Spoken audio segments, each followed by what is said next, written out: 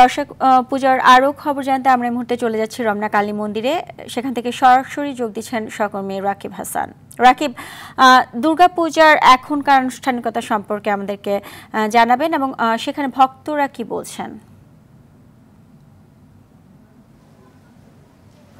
সুজানা, দেবী দুর্গা কিন্তু এবার গজে বা হাতিতে চড়ে কিন্তু মর্তলোক বা পৃথিবীতে এসেছেন এবং এখানে তিনি গজে বা হাতিতে চড়ে আসার ফলে কিন্তু পৃথিবীতে শস্য যে ভাণ্ডার তা কিন্তু পরিপূর্ণ হয়ে যাবে বলে বিশ্বাস সনাতন ধর্মাবলম্বীদের এবং পৃথিবীতে কোনো ধরনের অভাব থাকবে না বলে জানান তারা বলছেন দেবী দুর্গার আগমনের মধ্য দিয়ে পৃথিবীর সকল অশুভ শক্তির বিনাশ ঘটবে, সমগ্র পৃথিবীতে শান্তি বিরাজ করবে।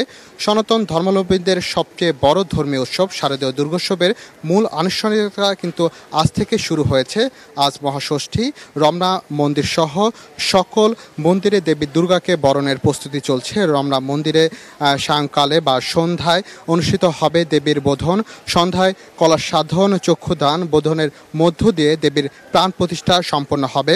প্রতিমার সাজসজ্জা ও আলোকসজ্জায় মন্দির চত্বর এখন উৎসব মুখর। দেখতে পাচ্ছেন যে এখানে কিন্তু ঘরে যে নারীরা রয়েছে তারা আসলে নাড়ু বানাচ্ছেন এবং এই উৎসবকে এটাও কিন্তু আনুষ্ঠানিকতার একটি অংশ এবং প্রতি বছর বিভিন্ন ধরনের বাহনে কিন্তু সপরিবারে শ্বশুরবাড়ি কৈলাস থেকে কল্যাণরূপে দেবী মর্তলোকে বাবার বাড়িতে বেড়াতে আসেন। সনাতন বিশ্বাস ও পঞ্জিকা মতে জগতের মঙ্গল কামনায় পূজার মাধ্যমে দুর্গেশী নাসিনী দেবী দুর্গাকে মধ্যলোকে বা পৃথিবীতে আমন্ত্রণ জানানো হয় এবং এই পূজাকে কিন্তু করে যে সব ধরনের কিন্তু নিরাপত্তা নেওয়া হয়েছে এবং আমি এর আগেও কিন্তু কয়েকটি মন্দির ঘুরেছি। সব ধরনের কোনো ধরনের যদি অপ্রীতিকর ঘটনা না ঘটে সেই ব্যবস্থা কিন্তু সরকারের পক্ষ থেকে নেওয়া হয়েছে।